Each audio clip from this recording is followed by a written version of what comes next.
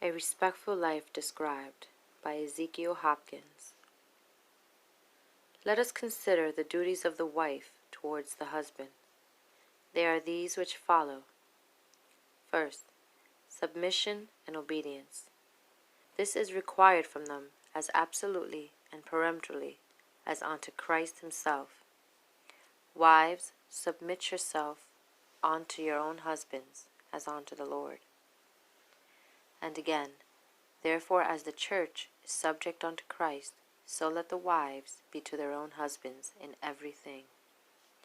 And not only doth the apostle give authority and command for it, but enforceth it by sundry reasons, as, number 1, woman was made out of man, and therefore ought to be subject unto him. The head of the woman is the man, for the man is not of the woman, but the woman of the man.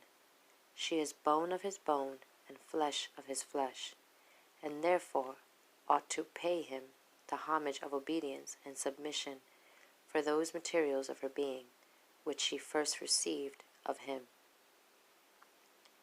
2. Because the woman was made for the man, and therefore ought to be submitted to him. So in the next verse, neither was the man created for the woman, but the woman for the man. She owes her being to the man's necessities and convenience, and the great end of her creation, next to the glory of God, was that she might be helpful and profitable to him. It is not good that the man should be alone. I will make him and help meet for him. Therefore, having received her being for the sake of man, she ought to be subject unto him. 3. Another reason which the apostle gives is taken from the priority of the man's creation. I suffer not a woman to usurp authority over the man, for Adam was first formed, then Eve. Therefore, in the same rank of creatures, it is but fit that he should be first in dignity, who was first in nature. And 4, because by the occasion of the woman, sin entered the world. So 1 Timothy chapter 2, verse 14. Adam was not deceived, but the woman, being deceived, was in the transgression. Therefore it is but fit and just that she, who made all mankind disobedient against God, should herself be made subject and obedient unto man.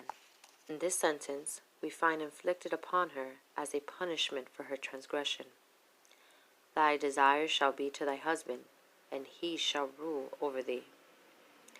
Not as though there would have been no submission due from her to man if sin had not entered the world by her means, for the reasons before alleged do manifestly prove the contrary. But now her submission is a curse, and whereas before it would have been easy and pleasing unto her, now it is become burdensome and grievous. Man being made more unpredictable and bad-tempered by sin, and harder to be pleased, and she being made less able and willing to do it, God justly and righteously punished her by imposing on her a work that she herself hath made irksome and difficult. And let me add to these reasons of the apostle. Number 5, that the man's titles do imply superiority and authority over the wife, such as Lord. Sarah obeyed Abraham, calling him Lord. He is likewise called the head and guide of his wife. 6. The husband represents Christ, the wife, the church, and that in this very particular of superiority and submission. Therefore, as the church submits to Christ, so let the wife be to her own husband.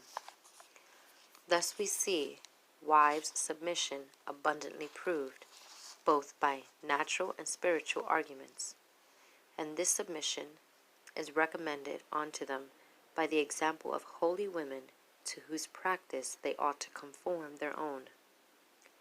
Holy women also, who trusted in God, adorned themselves, being in subjection unto their own husbands. And Paul gives it in charge to Titus to exhort wives that they be discreet, chaste, keepers at home, good, obedient to their own husbands. And he exhorts them to the same duty. Wives, submit yourselves unto your own husbands, as it is fit in the Lord.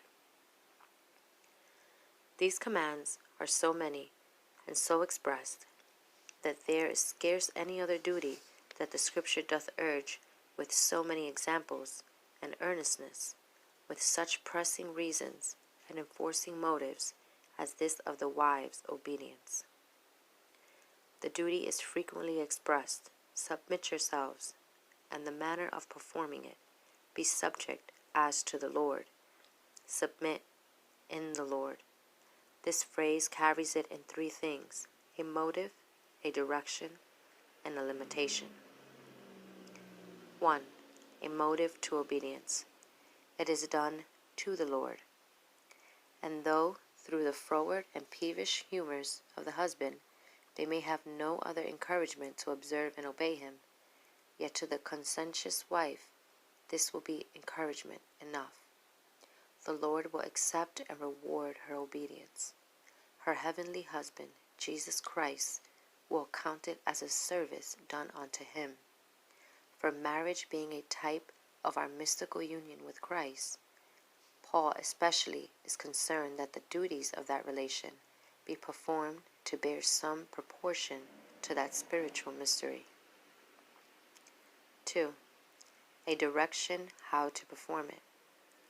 It must be as to the Lord. She must obey her husband, not only with a design of pleasing him, but the Lord Christ. For were it not that God commands it from them as part of their duty and obedience to him, it might sometimes seem very fit that bad-tempered and self-willed men should be crossed, and that those who have no other reason but their will should fail of that observance and groveling that they tyrannically expect. But then consider, it is not the husband only that commands, but the Lord, and the wife must eye his sovereign authority through the authority of her husband. Then it will appear that though there be no necessity in what is required by her bad-tempered husband, yet there is a necessity she should perform what is required to honor Christ. 3. The words import likewise a limitation of her obedience.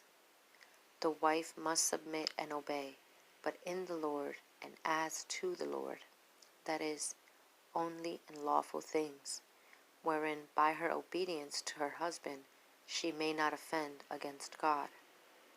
And accepting this in all other cases, the wife is absolutely bound to obey the will and commands of her husband to the utmost of her power.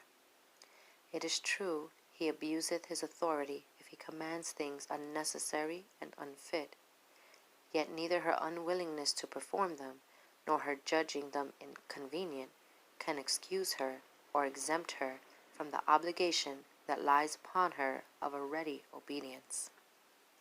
Nothing can do this but the unlawfulness or impossibility of what is enjoined.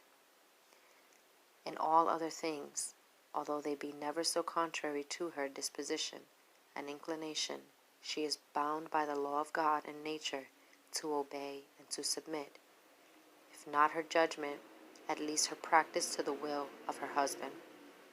She must do so whether she thinks it fit or unfit to be done, so long as it is not unlawful. Unless she can meekly persuade her husband to revoke his command, she is obliged to perform it. Otherwise, when the apostle commands wives to submit themselves to their husbands in everything, it would signify no more than in everything that they think fit. This certainly is no greater submission than every husband would readily yield to his wife, and it falls infinitely short of the apostle's intent. He requires this subjection of the wife to the husband in everything. As the church is subject unto Christ, this certainly is not in everything she thinks fit.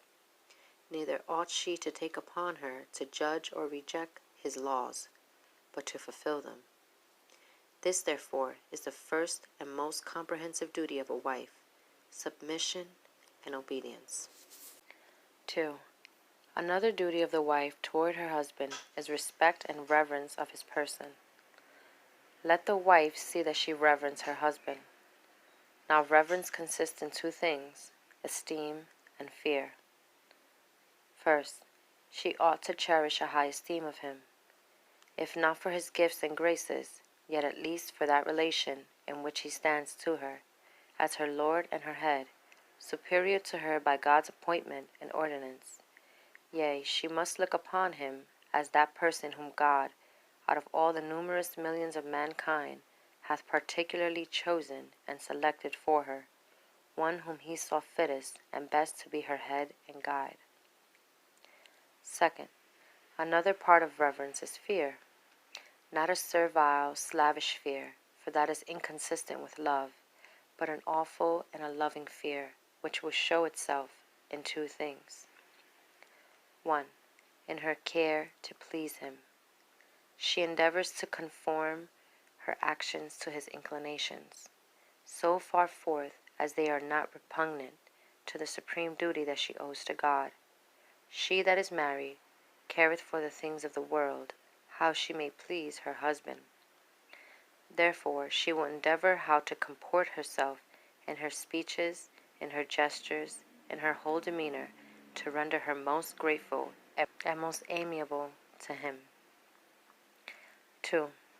In her joy in pleasing him, and grief in offending him. Indeed, a good wife should be like a mirror. A mirror, you know, hath no image of its own, but receives its stamp and image from the face that looks into it. So should a good wife endeavor to frame her outward deportment and her inward affections according to her husband, to rejoice when he rejoiceth, to be sad when he mourns, and to grieve when he is offended. This is that respect that wives owe to their husbands, thinking highly and honorably of them for their place's sake, and endeavoring to avoid and shun whatever may offend them. Therefore, those who are cross and vexatious, and by clamors and contentious speeches, or by thwarting and peevish actions, grieve and sadden the hearts of their husbands, let them know that they highly provoke the Lord, who hath commanded reverence and respect to be paid to the husband as his type, and as part of the reverence and respect that is due unto himself. 3. Another duty of a wife is helpfulness to her husband. She ought indeed to be a help to him in everything, to his soul, in furthering his graces, and wisely and opportunely admonishing him in his duty, at least by a holy and blameless conversation. By this she commends the gospel of Christ unto her husband, that at length he may begin to esteem and reverence that godliness which hath so adorned and qualified his wife. For what knowest thou, O wife, whether thou shalt save thy husband? As the apostle speaks, to his body by cherishing and tendering of it, to his good name by endeavoring to augment and preserve it, reporting well of him, and silencing and convincing any scandalous rumors that may be spread abroad concerning him, to his estate, wherein indeed lies her chief helpfulness, and which she ought to make her constant and daily employment. If she cannot bring in and get anything to increase the stock, yet she ought prudently and frugally to manage what her husband entrusts her with. She ought not to waste it vainly and profusely, for let her know that whatsoever is so spent or wasted is but stolen. If she shall alienate anything from her husband, contrary to his consent,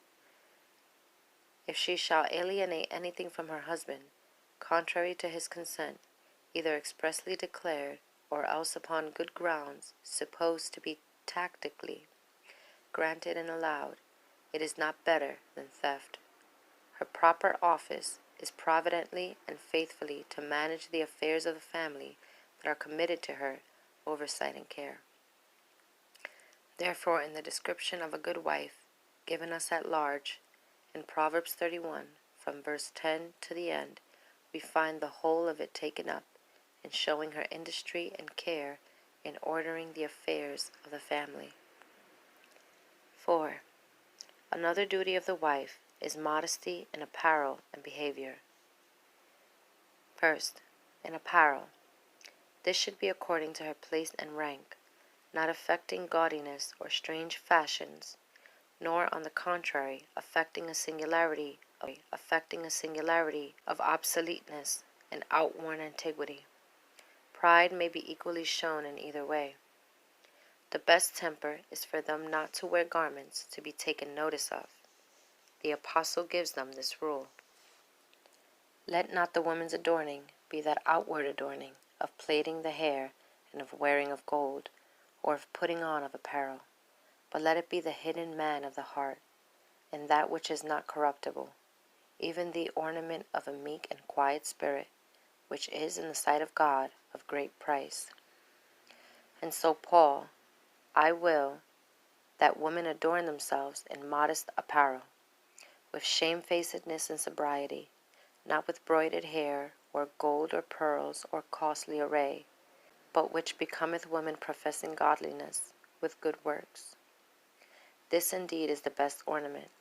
It makes them lovely in the sight of God, and it makes them esteemed by all sober and serious persons. Indeed, I do not think that costly array is in either of these places absolutely forbidden, but the prohibition is to be interpreted either by the degree. Be not excessive or vain in your apparel. Study not so much how to set off yourselves in your garment, as how to adorn yourselves with a meek and quiet spirit, with sobriety, modesty, and good works, which is the richest and most beautiful robe you can wear. Second, as she must be modest in her apparel, so in her behavior and deportment. Her countenance, gestures, and speeches must be all fitted to show the inward calmness and serenity of her mind.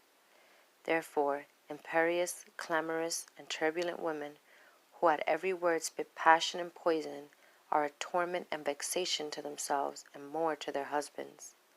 The contentions of a wife, saith Solomon, are a continual dropping.